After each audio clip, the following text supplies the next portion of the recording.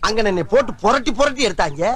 அப்ப எல்லாம் அம்பிட்டு பேரும் பேசாம இருந்துட்டு நாளைக்கு சாவ பறக்கலைய போட்டு தள்ளுற வெக்கமால உனக்கெல்லாம். தொடடா கீழே தொடடா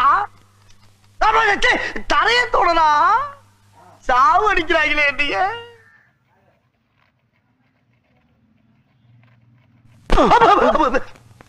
தொடடா கீழே தொடடா தரைய தொடடா சாவு அடிக்கிறாங்களே என்னைய.